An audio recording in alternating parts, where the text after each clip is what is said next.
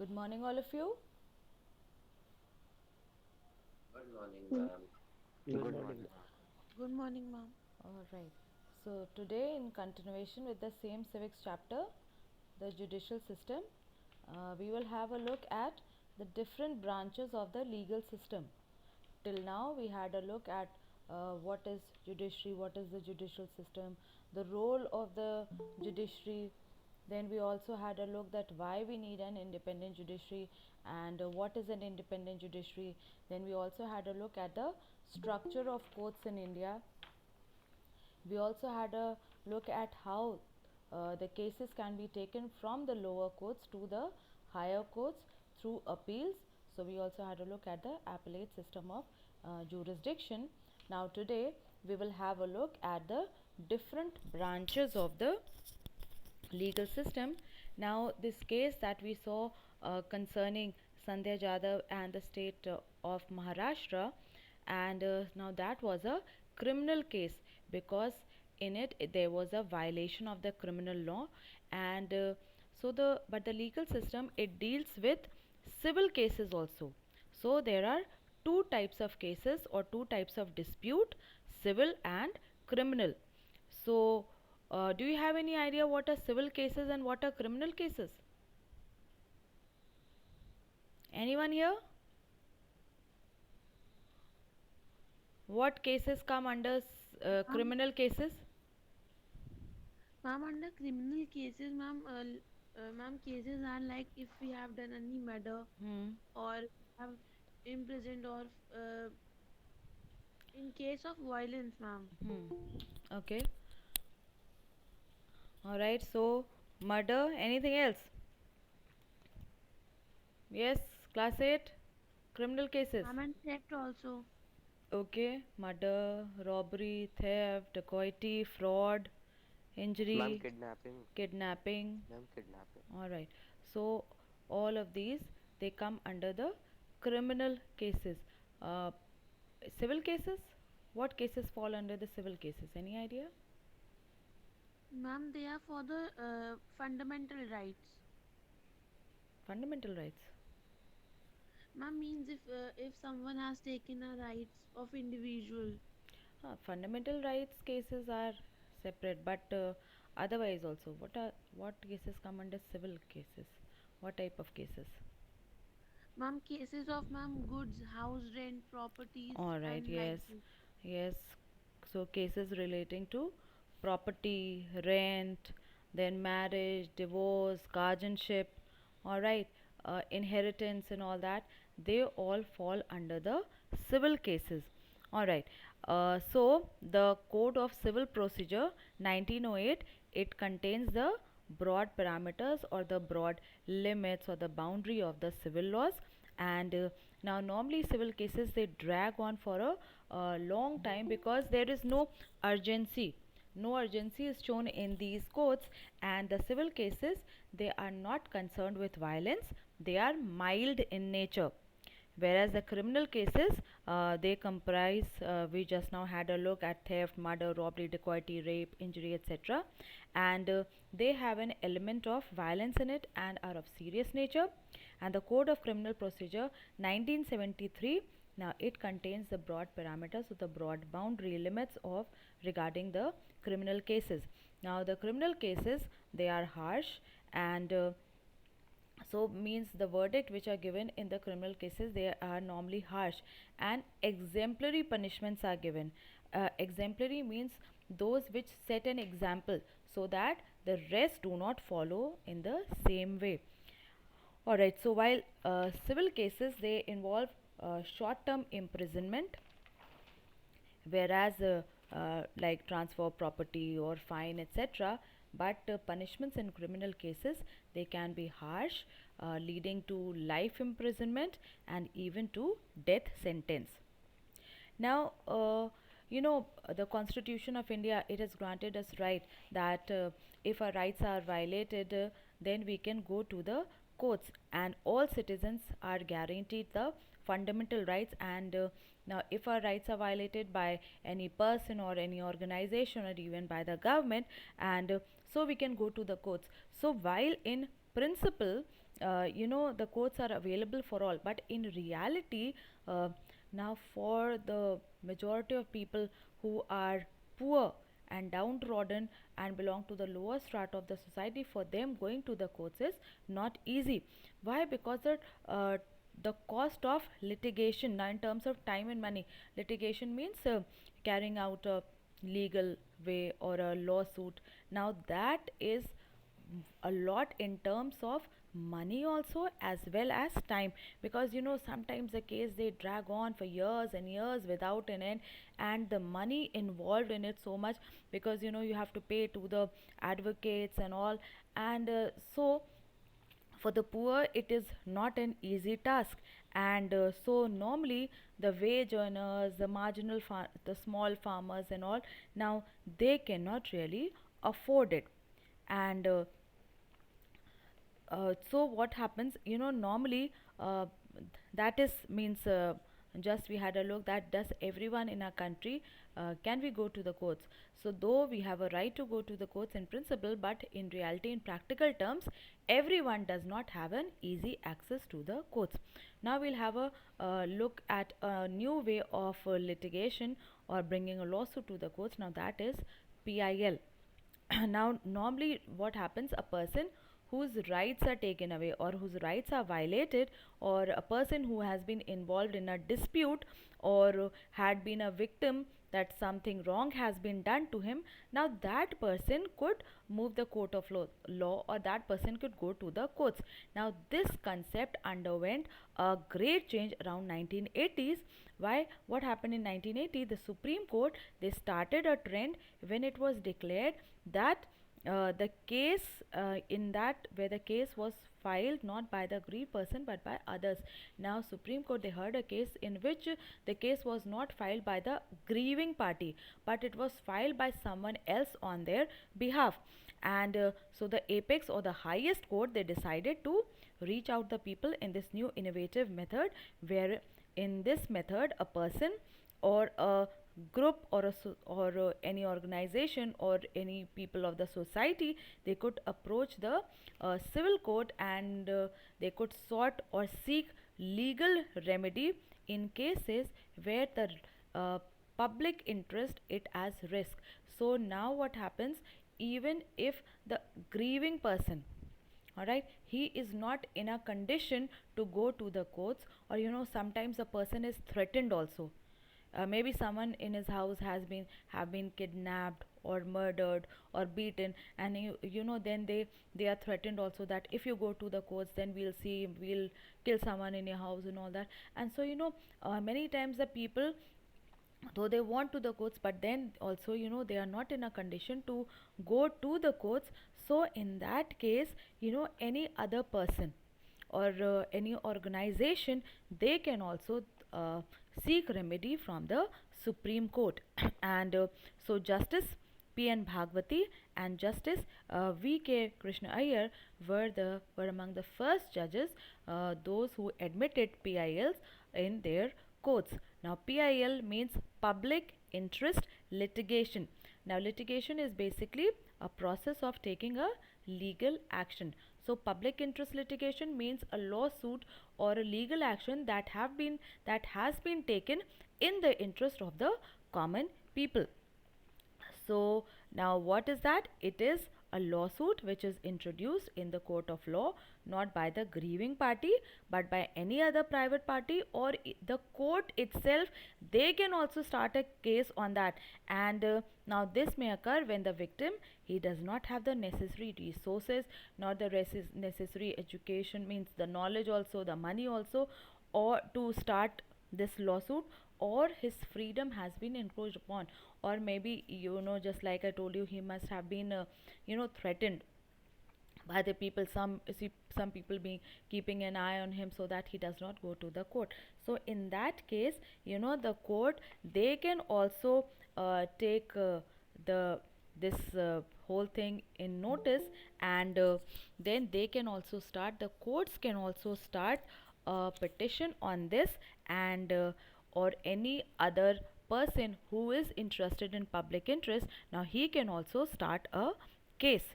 And now filing a PIL, Now that is also not a difficult job, uh, as filing any other legal case. And there have been instances where even a simple letter or even telegrams which had been addressed to the courts, they also have been taken up as a PIL or as a public interest litigation, and they had been heard by the courts. So we'll have a look at some of the early examples of PILs.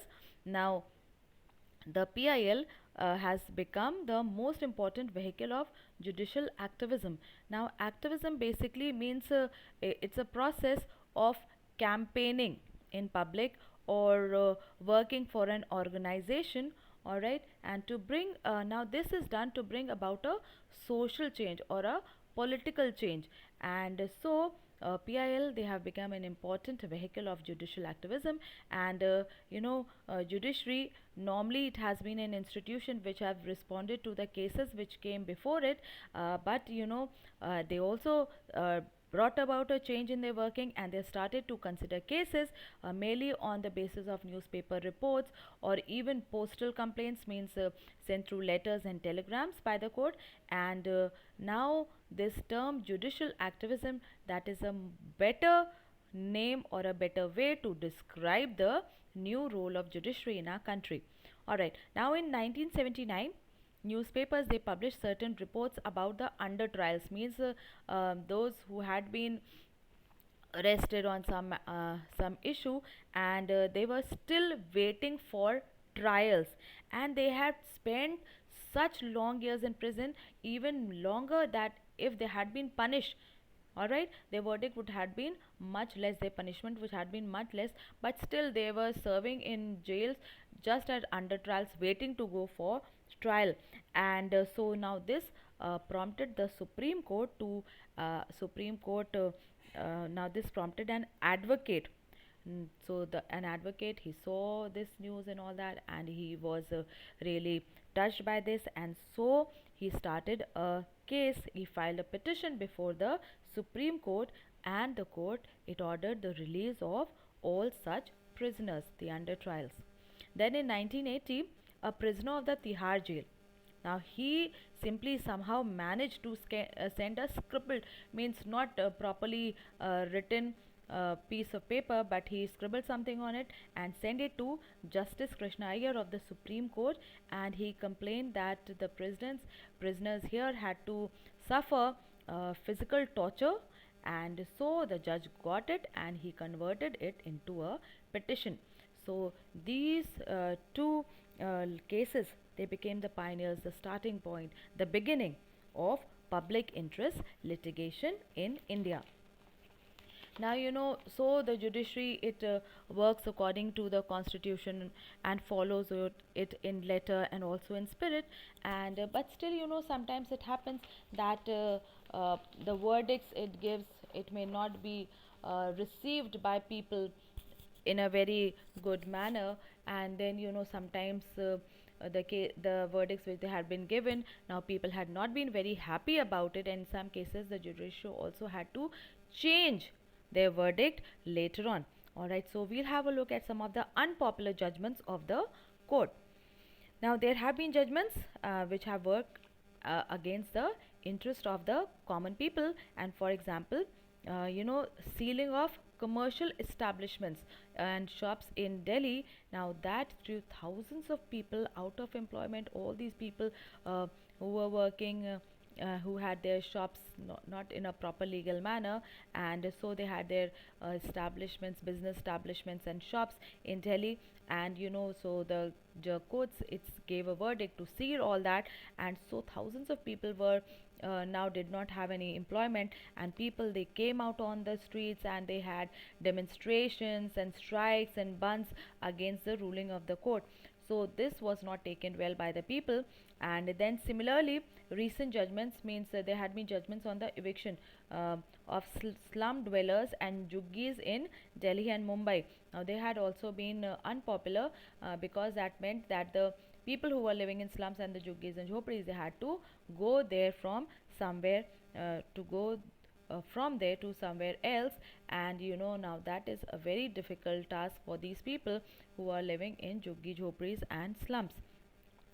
Then people and media, they have given their opinions on these court judgments in both manners, like in its favor also and against also. Now then, in the year 2000, the Supreme Court ordered all the buses who were which were working in Delhi to convert to CNG. Now this resulted in strikes by the bus owners, and it caused a lot of inconvenience to daily commuters, people who went to and fro, use these bus daily for their work. And after many hearings and orders by the court, eventually buses were converted to CNG mode. And so few judgments like this, now they had been unpopular to begin with, but later on they served the larger interest of the people or the largest interest of the society. Then in some cases, earlier judgments, they have been reversed also by some courts. And in one such judgment, that was Olga Teles versus BMC, and in 1985, the court, they had tried to protect the right of the livelihood of the slum dwellers. And earlier, the slum dwellers, they were given a verdict to uh, go away from where they were living. But later on, the court, it reversed its judgment, and the judgment established that the right to livelihood was a part of the fundamental right to life, which was guaranteed by Article 21. And so the slum dwellers, they cannot be removed from the place where they were living. And now this judgment was important because it cancelled out the eviction of the pavement dwellers who had earlier, who had been deprived of their livelihood. And obviously, if you take away a livelihood from a person, then obviously, you are aiming at, you are basically violating their right to life. And so that is why this verdict, it had been reversed. Now we have, so this was PIL, a new innovative way. Now there is one more, and that is Lok Adalat. Now there's one more issue that works against the common people in terms of all these judicial matters, and that is that the court, they take long years, sometimes 10, 15, and sometimes even much more, to finally decide a case. And the poor people, they do not even have time and money for such long cases. And because how daily wage earners and laborers and all, how can they give up so many days of their working?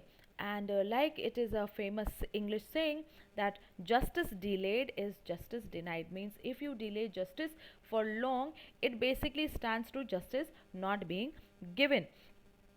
And so now, with that in my end, Lok Adalats, they were started in 1985 to make this justice available to people in a cheap and a speedy manner. And the first Lok Adalat, it was organized in 1985, and it set up a record of clearing 105 cases in a single day. Now, Lok Adalats are a little different from the normal courts, and they are presided by the retired judges. There are no advocates here to plead the cases of the client, and so the money involved is very less. And the people here involved in the dispute, now normally they plead their cases on their own before the judge.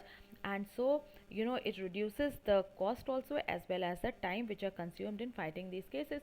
But basically, civil cases only can be brought about in the Lok Adalats, because criminal cases, it involves police and all that, and it involves crime, so they cannot be settled with the help of Lok Adalats. Now, however, our judicial system, now it, as it was envisioned, means thought about, and by the framers of the constitution, now it has been successful in providing justice to the maximum number of people here. And the courts, they have tried to protect the fundamental rights of the people in a very positive manner. And the judiciary, they have also exercised its power to check the powers of the legislature and the executive. And so we can say that it has really played a very important role in fulfilling the high ideals of democracy. So that's it. Have you all understood? Yes, ma'am. Yes, ma'am. Any confusion, Yes. anyone? No, ma'am. All No, right. ma'am. Okay, so just let's get through the exercises only. Just it will take barely a minute or 2 minutes at the most. Just mark the exercises.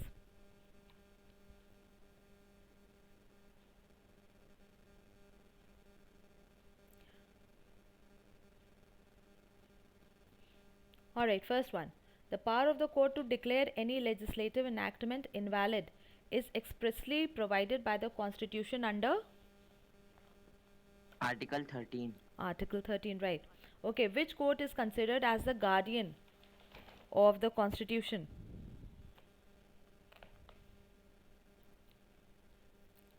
Yes, which court is considered as the guardian of the Constitution?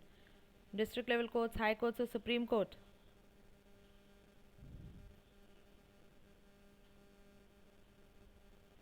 Ma'am, Supreme Court. All right. When was the Supreme Court established?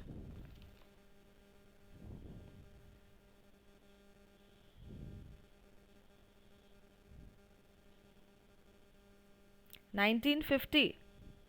Mark 1950. As a consequence of the Indian High Courts Act 1861, High Courts were established in which of the following cities? Calcutta, Bombay, Madras, or all of these? All of these. Okay, all of these. What is a PIL? Please. Public interest litigation. Okay, public interest litigation. Choose an incorrect statement. Which one is incorrect? There are two types of cases, civil and criminal, correct? The Code of Civil Procedure 1908 contains the broad parameters of the civil law. The Code of Criminal Procedure 1973 contains the broad Ma'am, parameters. Huh? Ma'am, option D. All right. Civil law deals with Civil law deals with cases involving violence such as dacoity, murder, etc. So the last one is incorrect. Now state whether the following statements are true or false. Sanjay Jadhav appealed to the Supreme Court against the decision of the trial court.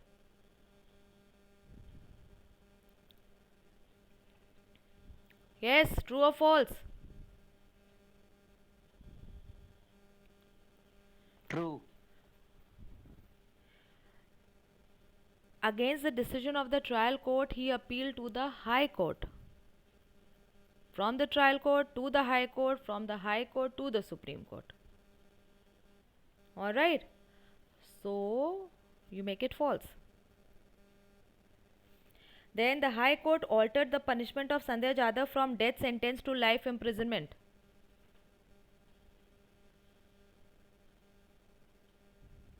Come on, class. Ma'am, true. The High Court, they altered the punishment. No, ma'am. No, ma'am. No, they Ma'am, didn't. They ma'am, it stayed. remained the same. It remained the same. It stayed as life imprisonment only. Death sentence was not given. It was life imprisonment by the trial court and it remained same by the High Court also. Okay, the Supreme Court confirmed and upheld the life sentence of Sandhya Jadhav. True or false? Hurry up. False. False. It changed the decision. The first Lok Adalat was organized in 1990.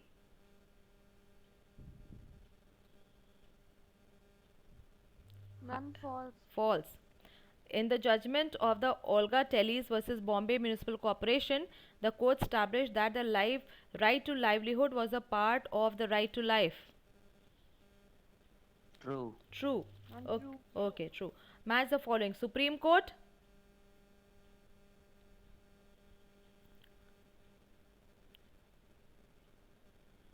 31 judges.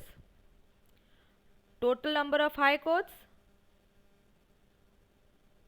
24. Ma'am, 24. Trial court,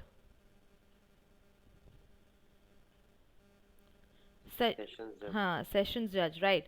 Origin of PIL, Around 900. around 1980. Murder, Criminal law. all right. Criminal All law. right, criminal law. Criminal So that's it for today and we'll carry on tomorrow. All right.